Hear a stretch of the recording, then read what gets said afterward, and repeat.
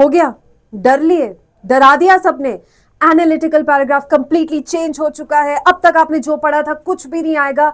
ये सारी डराने की बातें हैं, बिकॉज आपको भी पता है फियर से आता है ट्रैक्शन। तो डर लिए, अच्छी बात है, ट्रैक्शन मिल गया सबको, अच्छी बात है। अब मैं आपको सच बताने आई हूं कि analytical paragraph has to be the easiest part of your question paper. Why? क्योंकि आप एक्सपर्ट्स हो एनालिसिस में। नहीं मान रहे मेरी बात? याद करो, याद करो जब आप अपने फ्रेंड को बताने की कोशिश कर रहे थे कि उसको इसको बॉयफ्रेंड बनाना चाहिए कि उसको बॉयफ्रेंड बनाना चाहिए, लड़के आप रोल रिवर्सल कर लो, उल्टा कर लो।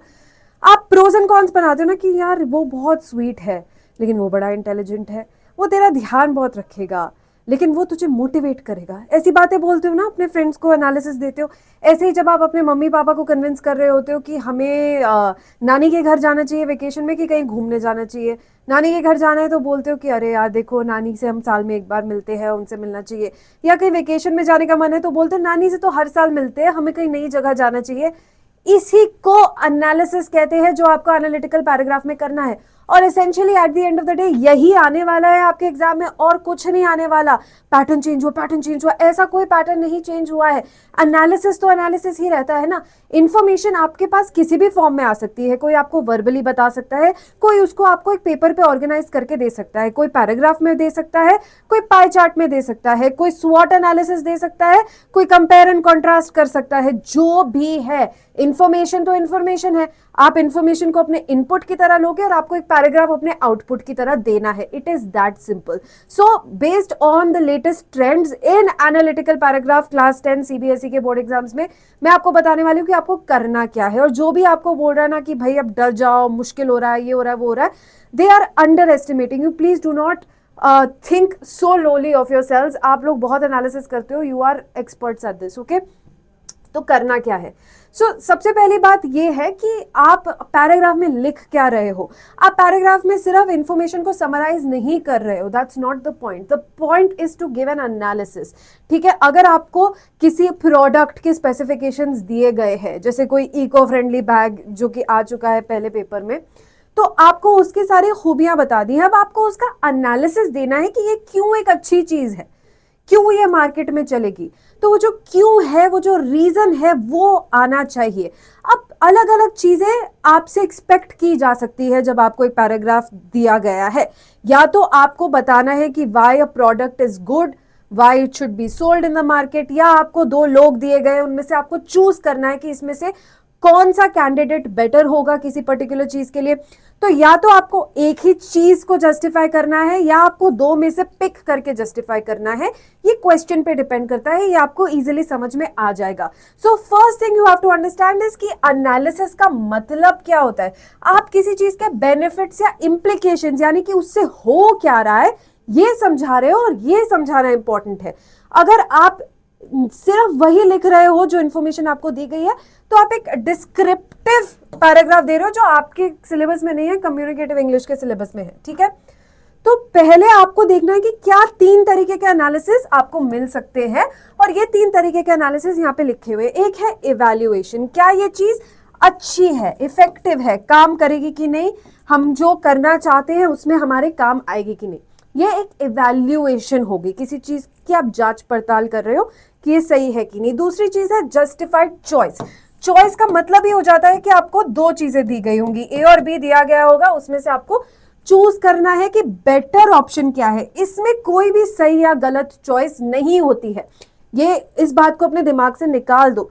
दोनों चॉइस सही भी है, गलत भी है, depending upon how well you can justify your choice. तो इधर ये जो जस्टिफिकेशन है ये इंपॉर्टेंट हो जाता है। And then we have the argument कि आप किसी चीज को सपोर्ट करते हो या अपोज करते हो। इसको हम लोग फॉर या अगेंस्ट भी बोलते हैं कि मैं इस चीज का समर्थन करता हूं या मैं इस चीज का समर्थन नहीं करता हूं। इसमें भी at the end of the day आपके आर्ग्यूमेंट, आपके जस्टिफिकेशन, आपके पॉइंट्स, ये मैटर करता है और कुछ मैटर नहीं करता। एनालिसिस का बेसिक मतलब समझ में आ गया है आपको। ये समझने के बाद हम थोड़े थोड़े डिफरेंट टाइप ऑफ क्वेश्चंस देख लेते हैं। अब इवैल्यूएशन वाला जो क्वेश्चन है, ये जो इको फ्रेंडली स्कूल बैग है, ये आप शायद कर भी चुके होंगे पीवाईक्यूज में। तो इसमें आपको एक प्रोडक्ट के बारे में इंफॉर्मेशन दे दी है। अब ये इंफॉर्मेशन बुलेट पॉइंट्स में, ये इंफॉर्मेशन कैसे भी दी जा सकती है। अगर बुलेट पॉइंट्स में नहीं होती तो पैराग्राफ में होती, पैराग्राफ में नहीं होती तो ड्राइंग्स बना के भी दी जा सकती है। मैं इंफॉर्मेशन कैसे दे रही हूँ वो मैटर नहीं करता, मैं क्या इंफॉर्मेशन दे रही हूँ वो मैटर करता है। तो अगर आपको कुछ नया दिख गया तो क्या वो फ्रीक आउट करने का रीजन है? क्या वो ये सोचने का रीजन है कि ये तो मैम ने कराया नहीं है, इसके लिए तो मैंने प्रिपेयर नहीं किया? No, you are smart, you are doing very difficult things in mathematics. किस किस तरीके की इंफॉर्मेशन को आप स्टेटिस्टिक्स को लेके एनालाइज कर रहे हो, तो अब ये नहीं कर सकते, बहुत आराम से कर सकते हो। So once you see the information that you have, then your task is to what? Analyze why this would be a beneficial purchase. So यहाँ पे the work is chalked out for you. आपको कोई for और against नहीं करना, आपको कुछ choose नहीं करना, आपको समझाना है कि भाई ये क्यों एक अच्छा परचेज है, इसमें क्यों मुझे अपने पैसे लगाने चाहिए। अब आप इसके सारे प्लस पॉइंट्स देखोगे, भाई रिसाइकल्ड है, एनवायरनमेंट के लिए अच्छा है, रिसाइकल्ड चीजें यूज करनी चाहिए। अर्गोनॉमिक का मतलब आपको क्वेश्चन में बता दिया गया था, तो अगर कुछ बहुत टफ वोकैबुलरी आ जाती है, don't worry, it will be explained to you. Spacious है, मेरी सारी चीज़ें इसमें फिट आ जाएंगी। विजिबिलिटी और सेफ्टी जो कि बहुत इंपॉर्टेंट हो गया है, स्पेशली विंटर्स में अगर फॉग होती है तो उसमें विजिबिलिटी तो बहुत ज़रूरी हो जाती है। वाटर रेजिस्टेंट, मैं एक रेनी एरिया में रहता हूँ, रेनी एरिया में water resistance. So you find reasons why these points are good for you. So आपका जो सारा सामग्री है वो क्वेश्चन से ही आ रहा है, पॉइंट से ही आ रहा है। इन्हीं चीज़ों को आपने पैराग्राफ में लिखना है, बट आपको इसको एक पॉजिटिव स्पिन दे रहा है कि ये मेरे काम आएगा इन चीजों की वजह से। ऑलराइट, सो यहाँ पे जो ऑफिशियल मार्किंग स्कीम का रिस्पॉन्स है ये आप देख सकते हैं। ये एक ऑल्टरनेट रिस्पॉन्स है, जो भी वर्क करेगा ये भी आप कंपेयर कर सकते हैं, ठीक है। तो यहाँ पर आप देखोगे जो जो हाईलाइटेड है वो सारे ये पॉइंटर्स को यूज कर रहा है एज अ जस्टिफिकेशन, ठीक है। So the eco-friendly school bag stands out as an excellent purchase choice for several reasons. Firstly, the use of recycled material demonstrates commitment to environment sustainability. तो यहाँ पे क्या किया? यहाँ पे ये पॉइंट को लिया है और एक्सप्लेन किया है कि why it's good. Recycled materials, environment, sustainability, ठीक है। नेक्स्ट हमारे पास क्या है? Ergonomic design ensures maximum comfort. तो इसीलिए अच्छा है क्योंकि कंफर्ट देता है। स्पेशियस कंपार्टमेंट ऑर्गेनाइजेशन और एफिशिएंसी प्रमोट करता है। स्ट्रिप्स विजिबिलिटी और सेफ्टी एनहांस करता है। और the colour, the choice of colours gives me a way to express myself better. तो you are just giving a why to all the reasons. Similarly यहाँ पर आप एक ऑल्टरनेट रिस्पॉन्स पढ़ सकते हैं। Beyond its green credentials, the bag is a practical investment in a student's well-being. The ergonomic, अब green credentials में हमने उसका जो रिसाइकल्ड मटेरियल है वो एक्नॉलेज कर दिया है, वो पॉइंट एक्नॉलेज कर दिया है, ठीक है। बोलने का तरीका अलग है सिर्फ थोड़ा सा। Ergonomic design directly addresses the physical strain of heavy textbooks. Furthermore, provide tangible safety and durability. So you are just giving reasons why those particular pointers are of benefit to you. Evaluation वाला analysis आराम से हो गया। Next हम लोग एक और ये आपके लिए एक सैंपल है, इसमें टाइम नहीं स्पेंड करेंगे, आप देख लो। प्लेग्राउंड है, उसके फीचर्स हैं, उसके 2 रिस्पॉन्सेज हैं। ये ऑफिशियल रिस्पॉन्स है जो सीबीएसई ने प्रोवाइड किया, ये एक ऑल्टरनेट रिस्पॉन्स है जो मैं आपको प्रोवाइड कर रही हूँ। So you can read both of them and figure out how to craft these arguments. As a matter of fact मैं सजेस्ट करूंगी कि आप पहले अपना खुद का पैराग्राफ लिखो और फिर उसको कंपेयर करो इन दोनों पैराग्राफ से, फिर आपको बेटर समझ में आएगा। नेक्स्ट हम लोग चॉइस वाला देख रहे हैं, जो कि हम सबसे ज्यादा करते हैं because we are constantly making a choice. As a matter of fact अभी when you will go from 10th to 11th you will again have to make a choice, and this time आपका choice 3 चीजों में से होगा कि मैं कौन सी stream choose करूँ। So in that case also you have to be very good at analysis so that you can make a good informed choice, है ना। तो यहाँ पर जो क्वेश्चन है उसमें हमारे पास राजन शर्मा है, मीरा कपूर है, इनके अपने अपने एक्सपर्टीज, अपनी अपनी अचीवमेंट्स लिस्टेड है। So 10 years of experience, public speaker, debate coach, guided numerous students, encouraging critical thinking, fostering passion for debating, ठीक है, ये experience हो गया, guidance हो गया।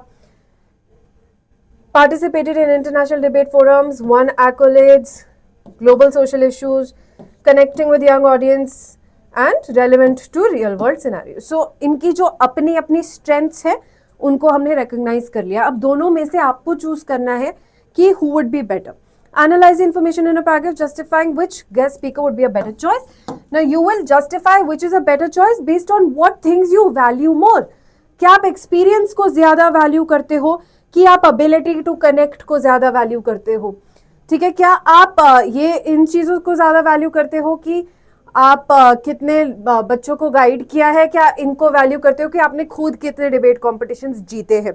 तो depending upon what you are inclined towards you can make a choice. Like I said, justifying your choice में कोई राइट कोई रॉन्ग आंसर नहीं है, एज लॉन्ग एज ये जो पॉइंटर्स है इनको आप स्ट्रांगली यूज करें. And when you are justifying something you don't have to put the other person down.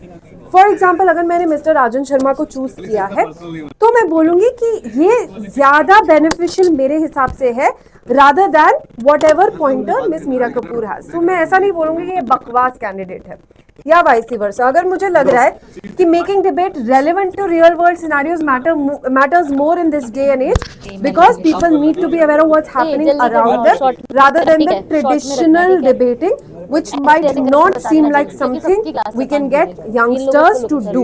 तो आप जब अपने पॉइंटर्स लिख रहे हो तो दूसरी चीज को आप एक्सप्लेन कर सकते हो कि वो इतना बेनिफिशियल क्यों नहीं है, पर इसमें आपको टोन ऐसी रखनी है कि आप डिसरिस्पेक्ट नहीं कर रहे हो दूसरे कैंडिडेट.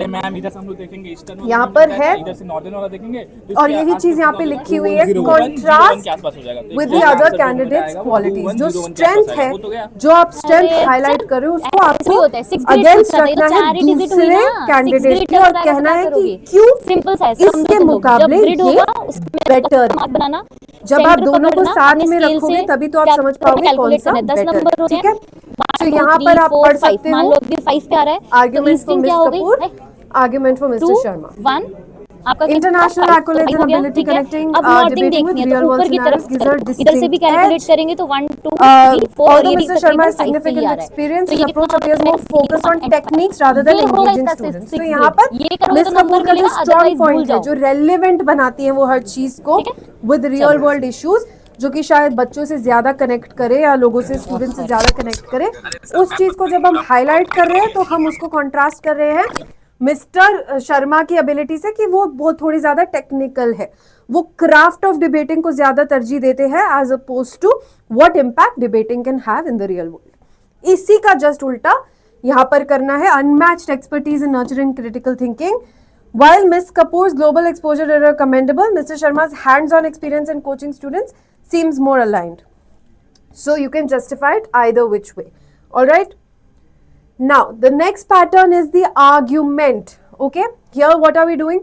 Setting के बारे में हमारे पास कुछ information दी गई है यहाँ पे, ठीक है. और यहाँ पे ये जरूरी नहीं है कि सारी जो इन्फॉर्मेशन दी गई है वो अच्छी पॉजिटिव इन्फॉर्मेशन है, बीच में कुछ उसके वीकनेसेस भी स्पेसिफाइड है. यहाँ पर आपको लिखना है 120 वर्ड्स में इन ट्रेड्स को एनालाइज करके आपको सपोर्ट या अपोज करना है सेरिंग का कैंडिडेचर. तो इसमें जो आपको पॉजिटिव क्वालिटीज लगती है उनको ऑब्वियसली आप यूज करोगे सपोर्ट के लिए, और अगर आपको अपोज करना है तो आप नेगेटिव क्वालिटीज पे ज्यादा थोड़ा सा फोकस करोगे कि शायद ये जो क्वालिटीज है ये लीडरशिप के लिए कट आउट नहीं है. इसमें भी आप डाउनराइट रूड नहीं होने वाले हो that you know you are useless. That's not the case. You will say that maybe these qualities are not very leadership oriented and are better suited for other roles, and you can mention कि वो क्या चीजें हैं. तो अगर हम qualities पढ़े जल्दी से सेरिंग की, तो disciplined study routine maintain करती है, decision making skills अच्छे हैं, excellent outcomes, thrives on appreciation. This can be a problem, this is an excellent thing, this can be either or. This is actually a very good thing for leadership, this is also good thing for leadership. This can be a negative thing कि अगर आपको appreciation नहीं मिल रही है तो आप tough decisions नहीं लोगे, बिकॉज जरूरी नहीं है एज अ लीडर आप हमेशा लोगों को प्लीज करके रखो. लोग आपसे परेशान भी हो सकते हैं, but you have to have the foresight कि नहीं ये सही चीज है, शायद मैं अनपॉपुलर भी हो जाऊं इस डिसीजन को लेके, पर सबकी भलाई के लिए मुझे लेना पड़ेगा. तो this can be a negative thing for leadership. Helps his peers in the, यहाँ पे हिज लिखा है वहां पे हर लिखा है. Helps his peers in the difficulties, academic or personal, good leadership quality, but you can, आप हर चीज को दूसरे तरीके से भी यूज कर सकते हो अगर आप करना चाहो. Depends on how well you are able to justify और craft your argument. Average academic performer could be positive, could be negative, doesn't matter. You can say कि that doesn't have much of an impact on leadership, because leadership is not just about academics, it's also about many other things. Is less impulsive but highly sensitive can be a negative thing. Less impulsive can be a positive thing, but highly sensitive can be a negative thing. Believes in one for all and all for one is a very negative thing for leadership, because ऐसा नहीं चलता है तभी minority rights करके भी कोई चीज़ होती है. Works hard to achieve goals is a positive thing. So you have a mix of negative positive. Now depending upon आप किस चीज़ को ज़्यादा importance देना चाहते हो, किस चीज़ को highlight करना चाहते हो, क्या चीज़ें आपको लगता है कि आप forego कर सकते हो, ignore कर सकते हो, क्या चीज़ें ऐसी है जिनको आप ignore नहीं कर सकते हो. Depending upon all of that, you can craft an argument on this basis. So here supporting setting demonstrates good decision making skill. Additionally, a willingness to help peers highlights her empathetic and caring nature. Furthermore, setting believes in the one for all for one policy, which is pivotal in fostering a sense of community. तो ये positively कैसे use किया है? In terms of equality. But इसको मैंने आपको एक idea दिया है कि इसको नेगेटिवली भी कैसे यूज कर सकते हो, कि one for all for one does not suit a very diverse community like India. ठीक है, तो यहाँ पर आप इसको as a good thing or as a bad thing भी यूज कर सकते हो, depending upon how you are able to craft your argument. या एवरेज एकेडमिक परफॉर्मेंस को एक नेगेटिव ट्रेट की तरह लिया है. लैक ऑफ एकेडमिक डिसिप्लिन दिखाता है. Prioritize recognition over the well-being of the school community, hinder ability to make tough decisions. Sensitivity को भी नेगेटिवली लिया है. Okay, so you have so much scope दोनों चीज़ों को जस्टिफाई करने के लिए, depending upon what you are feeling at the moment. क्या आपको ईजियर लग रहा है, आप जस्टिफाई कर सकते हैं. Alright, so yes, here is your blueprint for analysis. सबसे पहले आप क्या करोगे, अपना ओपनिंग स्टेटमेंट दोगे. डिपेंडिंग अपॉन द टास्क को पढ़ना बहुत जरूरी है. ठीक है, तो डायरेक्टली स्टेट करो. अगर आपको यही बोला जा रहा है कि आपको जस्टिफाई करना है कि ये क्यों एक अच्छी चीज है, तो आप बोलोगे this is a good thing, this is a beneficial thing because. अगर आपको चूज करना है तो बोलोगे that I think so and so is a better choice for this, I support the candidature या I oppose. So whatever statement you are making, that should be your opening statement. फिर आपको अपना point 1 और evidence देना है. Evidence बहुत important है, ठीक है, बिकॉज एविडेंस ही देख रहा है एनालिटिकल पैराग्राफ, और कुछ नहीं देख रहा है. बाकी सारी इंफॉर्मेशन आपको क्वेश्चन में प्रोवाइडेड है. So make your first point and back it up with specific evidence from the stimulus. Example, firstly its eco friendliness shown by its use of recycled materials appeals to a growing environmental consciousness. तो उसका recycled होना क्यों एक अच्छी चीज है. Recycled है, very good. ये इन्फॉर्मेशन हमें क्वेश्चन से मिली थी. क्यों ये एक अच्छी चीज है, क्योंकि आजकल लोगों में जागरूकता आई है. There is a awakening, a sort of environmental consciousness that we should take better care of our environment. Next point जो भी आप दोगे, और इसके बाद और भी पॉइंट्स दे सकते हो आप, पॉइंट 3, पॉइंट 4 भी दे सकते हो. बहुत लंबा लिखने की जरूरत नहीं है analytical paragraph, and you don't require a title for your analytical paragraph. Analytical paragraph should be 1 paragraph. ये सारे पॉइंटर्स भी CBSE प्रोवाइड कर चुका है. So make sure you stick to all of these things. Give your evidence as required, and then your concluding thought should be a brief sentence to synthesize your points.